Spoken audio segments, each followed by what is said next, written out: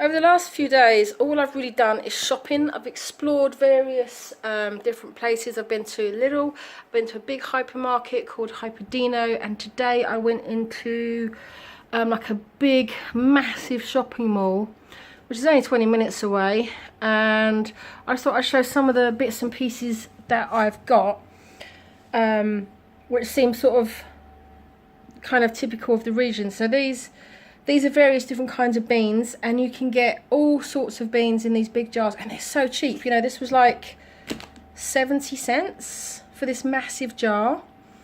This is a bucket of pork scratchings, and it was less than €2. I think it was 1.80.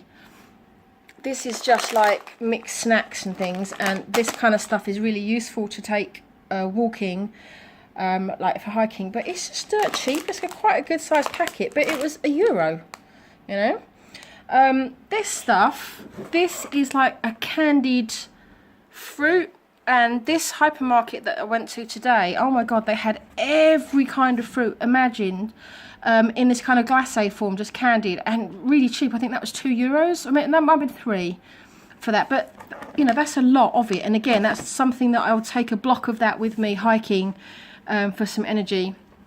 Now this marron glacé, this is actually French. Well, obviously this is Spanish version, but this is something that is typical of France, and I couldn't find it. I went all around the various different places in France trying to find it, and they told me it was only at Christmas, so it might be that I only find these at Christmas, but I've already had half the blooming jar. I'll have to buy some more of these and bring some back for my mum, because I know she'll like those.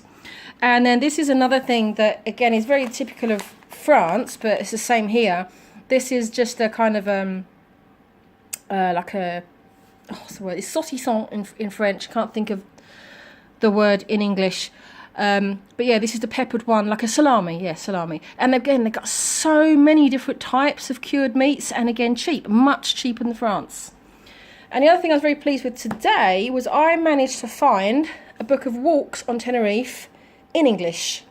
Now, I could have just bought this on Amazon when I was back in the UK, but I was just so unprepared for this trip. All I did was book accommodation and flight. I haven't done any investigation, any research, haven't learned any Spanish. I've literally know about 5 words. So I'm not prepared like I was in France. But anyway, so yeah, 80 different walks in this book here. All the instructions are in English. So hopefully I'll be able to start properly exploring the island over the next 2 months, really. So yeah, that's all I've been doing last few days, is just getting settled in, you know, learning my way around, finding the shops and so forth. So that is it for now. Hopefully I'll have a video of a hike or a walk or something over the next few days.